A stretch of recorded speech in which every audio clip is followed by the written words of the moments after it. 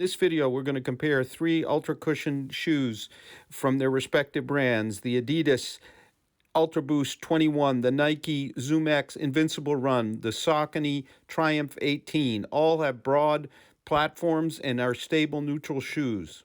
All three shoes have approximately the same stack height, so lots of cushion. The adidas Ultraboost 21 is the heaviest shoe at 12.7 ounces, 360 grams, whereas the Nike Invincible Run is the lightest at 9.8 ounces, 278 grams, and our Triumph comes in at 11.1 ounces, 312 grams, and is $150, whereas the others are $180.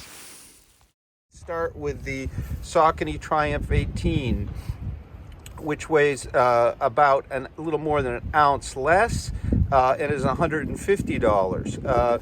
Now, the Saucony is also a very broad underfoot platform, and we'll compare the two here. You can see, but not quite as broad up front as our Ultraboost 21.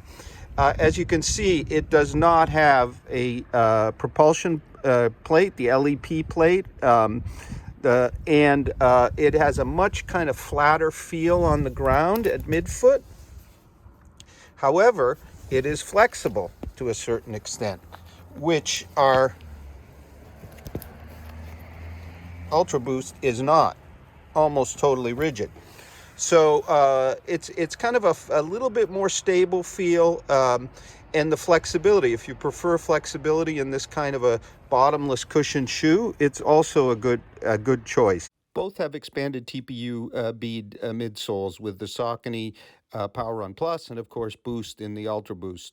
When you put into consideration the geometry and the LEP plate of the adidas, I think the adidas is slightly easier to move along, and the Triumph is maybe not quite as exciting despite the weight as our Ultraboost.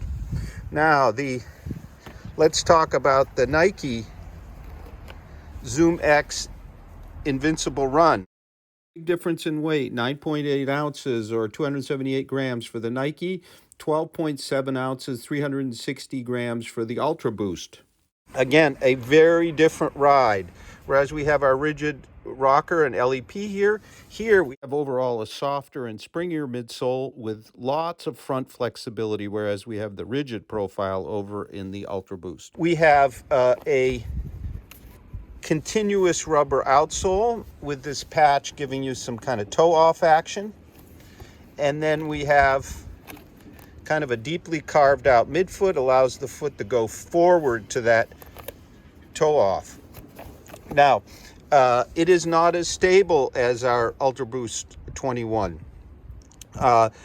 It is not quite as much fun to run slow as the Ultraboost 21, which is kind of more stable, more directly. However, the Nike, because of the much lighter weight and that front toe-off flexibility, really starts to shine as you pick up the pace.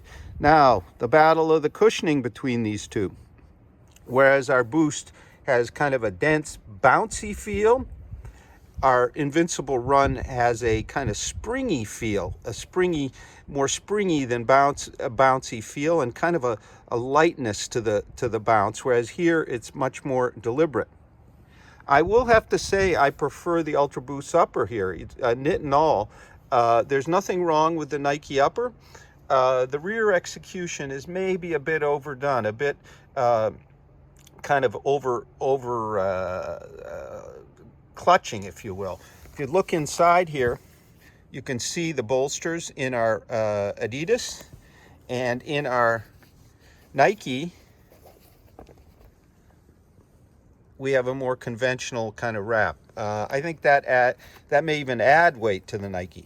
Now, you look at their heels, there's a different approach going on here between these two big competitors. We've got kind of a squared heel on the Nike and kind of a rounded, bulging heel on the adidas. Both are very stable at the heel, although the adidas, with its deep central groove and the LEP, seems to transition a little smoother than the Nike at slower speeds. With the Nike, you kind of feel all the softness. However, the picture sort of changes as you pick up the pace, because the lighter Nike really does move along faster. Again, a very, very highly cushioned shoes. They're both at about the same stack height, so you'll get cushion for days. So it kind of depends. Do you want the stable, consistent ride that will suffer a bit at faster paces, or do you want the ride that's springier, lighter, that'll be a little more accommodating of faster paces? So it's kind of up to you. I would recommend the Ultraboost 21 for a heavier runner over the Nike Invincible Run.